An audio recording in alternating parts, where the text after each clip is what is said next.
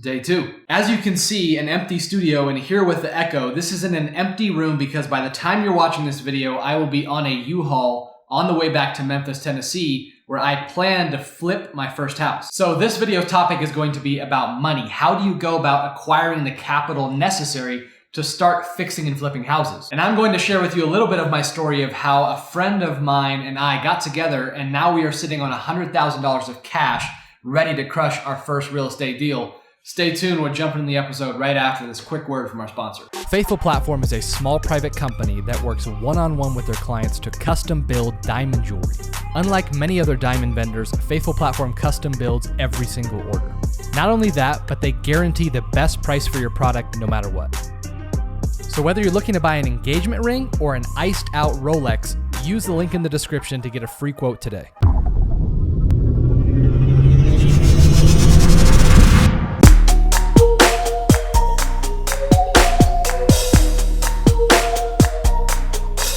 Welcome back to the Money Metcon. If this is your first time tuning in this show, we figure out how to use real estate to get our money working hard for us rather than us working hard for our money. And over the next couple of months, my goal is to document my journey literally from ground zero, square one, all the way to flipping and completing my first deal so that you guys can have a resource to see what it looks like to go from nothing all the way to something, hopefully a professional career in this industry. So if you want to come along, hit subscribe so you don't miss a video. So for me personally, I bought into the lie that you have to have a bunch of capital up front, a bunch of your own money up front to start real estate investing. To this day, this is one of my biggest regrets because it's not true and I could have spent all that time actually investing in deals and learning the industry. So knowing what I know now, I'm going to share with you how once I finally got focused, the capital came along, which allowed me to finally, hopefully, get in the game. This is my thought process of how I personally wanted to go about finding money, finding the capital to get in the game. And I'm going to list off 3 different things from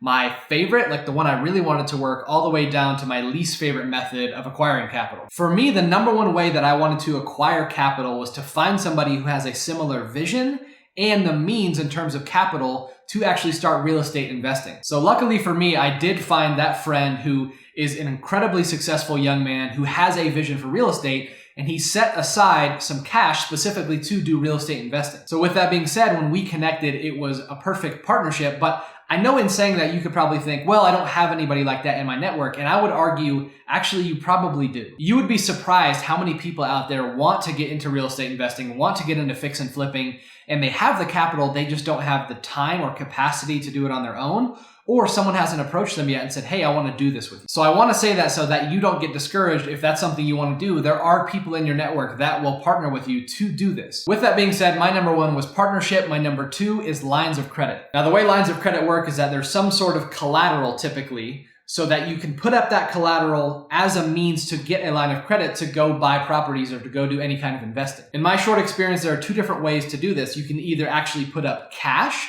or you can use your home. It's called a home equity line of credit. Even if you don't have a ton of cash on hand, for example, let's say you wanted a $100,000 line of credit, but you only had $20,000, you can actually find a local bank, build a relationship, and go take that cash there and say, hey, I know I only have $20,000, but if I bring this to the table, is there any way that you can use that cash as collateral to give me a bigger line of credit? The second way, pretty straightforward. Instead of the cash, you're saying, hey, worst case scenario, if I default on this loan, you can take my home. If I had not run into this partnership that is ideal, then I probably would be looking for a line of credit right now. The third way that I would have gone about getting money is using private money lenders. Private money lenders are typically more beneficial than like your local bank because they have more flexibility with what they can do with that money. So for example, let's say you want to buy a $100,000 property, somebody would lend you that money privately, but then they would charge you typically a pretty high interest rate so that as you're borrowing that money, they're making money and they're being rewarded for the risk that they're taking on by you paying them interest on that money. I actually think this could be a super solid option for somebody who has a family member or maybe a close friend that has a lot of capital and doesn't have, again, the time or capacity to do this, but does want to make some sort of money